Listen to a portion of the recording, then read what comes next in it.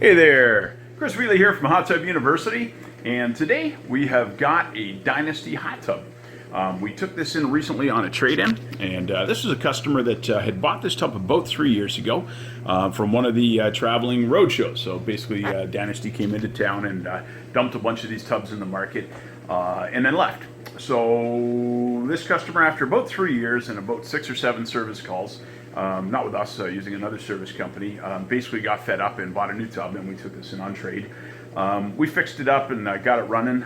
Main thing was leaks. There were loads of little tiny leaks. There was about 5 or 6 places where fittings on the shell were leaking and plumbing was leaking, and a few other minor issues, but other than that, we've got it up and running here. So let's take a look at it while we got here, and let's see what these guys are doing in their build construction and see how this tub specs out.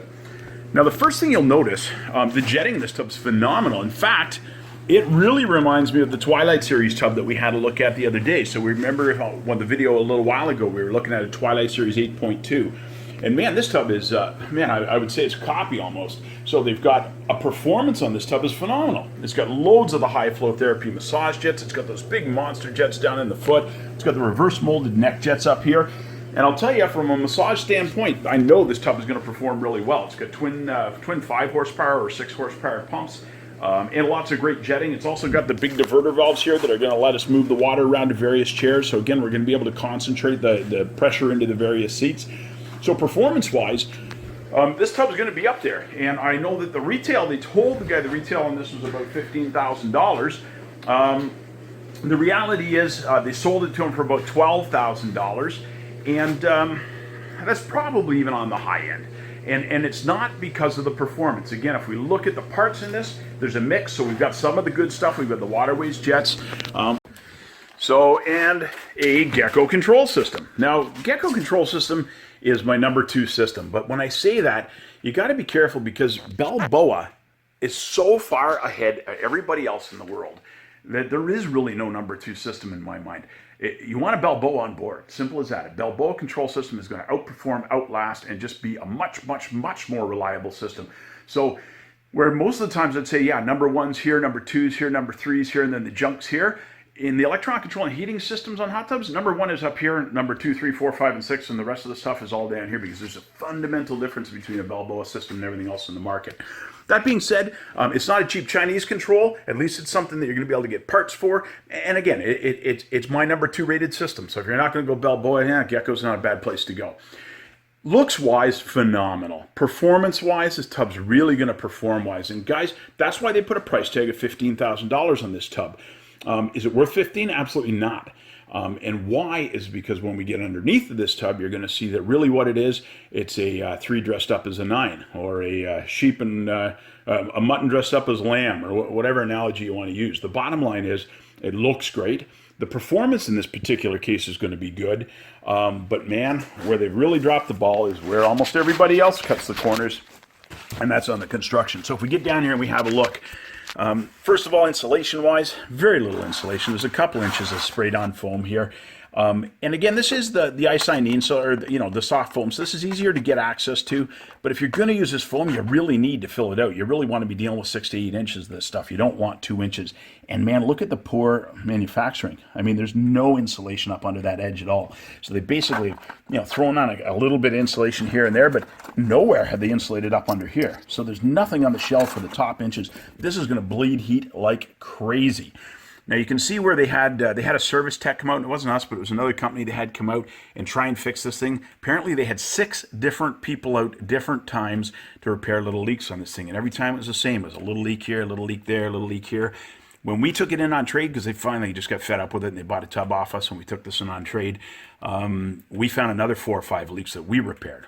So definitely some issues with the plumbing, definitely some issues with the insulation, and look at the framing. 2x3, not 2x4. Very Mickey Mouse. And that wouldn't be so bad if it was a good shell. So if it was a hand-rolled, self-supporting shell, who cares? The frame would only be really taking up the weight of the skirt, so we wouldn't care. But look at the shell.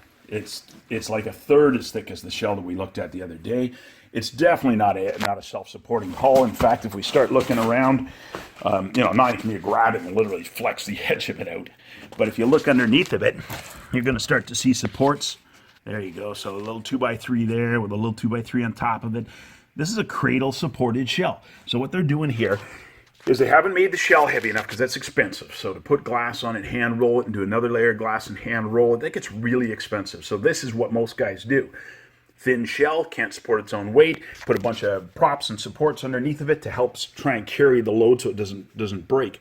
Now the problem with these props and supports, what happens with these things is they create stress points. So at the top of that little piece of wood there's going to be a stress point corresponding to it on that chair.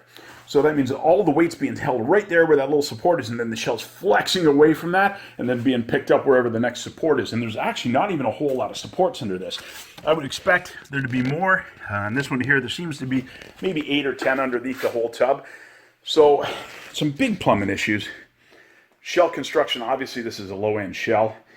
Plumbing, well, speaks for itself. The guy returned it after spending $12,000 on it 3 years later. And I'm telling you, he got almost nothing back for this tub because he had already thrown about $2,000 at trying to have leaks repaired, and it was still springing leaks left, right, and center. So this is what to be careful for, folks. Every hot tub looks good. They all look nice.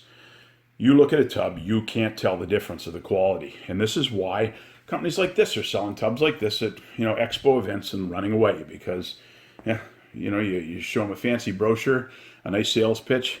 And, the customer's belief is that this is a well-made tub. And again, we get down underneath of it, and it's really not. Oh, this is part of their insulation, too. So this is a reflective blanket. And the pitch here is going to be that we put this blanket, and it's going to reflect radiant heat back into the tub. Go online, just Google Mylar or radiant heat reflectors or, thermal heat shield. And you'll find all kinds of information. Most of the governments in the northern U.S. climate states and in Canada have banned this stuff in home production now. It just simply doesn't work. It's R1. It reflects a little bit of radiant heat. It works okay in a horizontal application where it's bouncing heat away, like getting it away from your attic or something like that in a hot climate. It does not work well for containing heat. We're seeing a lot of this in the hot tub industry now. Again, cheap. You could buy that enough Mylar to wrap this whole tub for $20. So instead of spending $450 to fill the whole cavity with foam like you'd want to do with a good shell, a good insulation package, this is what you're getting. So there we are, Dynasty hot tubs. Can't say I'd put it on my floor for sure, but they sell lots of these out there. And again, it's not the Dynasty of Satan. This is what 90% of the world's making right now. So there we are. Chris from Hot Tub University. Have a great day.